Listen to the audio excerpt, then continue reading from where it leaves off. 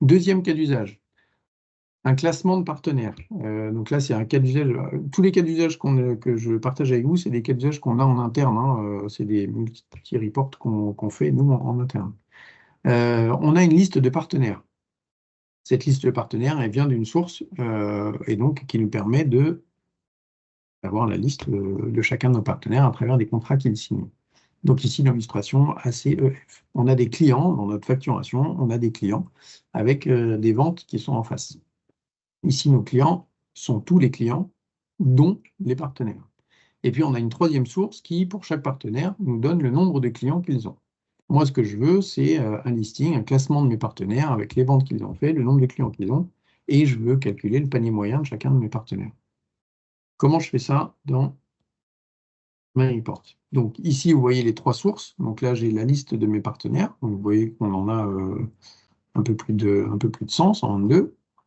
Ici, alors je l'ai nommé partenaire, mais en fait, c'est en face de chaque client, j'ai le montant que j'ai fait. Alors, je ne sais plus quel filtre j'ai fait, c'est des données factices, hein, c'est pas...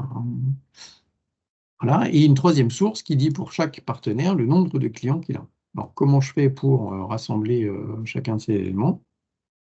J'ouvre mon builder. Donc là, l'objectif, c'est je fais mon classement pour chaque partenaire. Hop, je vous montre. J'ai mes ventes, le nombre de clients et le panier moyen. Donc, je charge mon rapport. Et donc, je pars du partenaire. Et donc, mon partenaire, il est filtré déjà, hein. Donc, j'ai ma liste de partenaires. J'ai mes ventes. Donc, pour chaque partenaire, les ventes. Et pour chaque partenaire, le nombre de clients.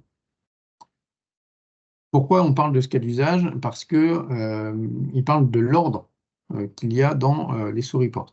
Ici, on peut déplacer, je ne sais pas si vous en avez conscience, mais vous pouvez déplacer les sous-reports les uns avec les autres. Et donc, la bonne pratique qu'on vous donne, qu'on vous donnait tout à l'heure, hein, c'est de définir, entre guillemets, la table de faits. Ici, je compte mes partenaires, j'identifie mes partenaires, et ensuite d'enrichir cette table avec d'autres éléments. Donc là, j'ai mes partenaires, et sur ces partenaires, je vais l'enrichir des ventes, je vais l'enrichir du nombre de clients, potentiellement des personnes certifiées, etc.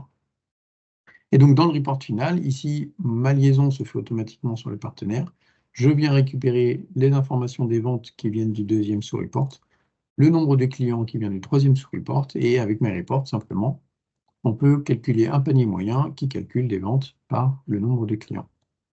Et là, comme ça, vous pouvez enrichir, et là, le nombre de sous-reports n'est pas limité, même si, encore une fois, on vous invite à filtrer les données qui viennent des sous-reports. OK, et là, on a un tableau de bord qui est assez parlant, synthétique, qui nous montre le classement avec les paniers moyens de chaque partenaire sur lesquels on peut filtrer, etc. Donc ça, deuxième cas d'usage, c'est l'enrichissement de données à partir de données hétérogènes.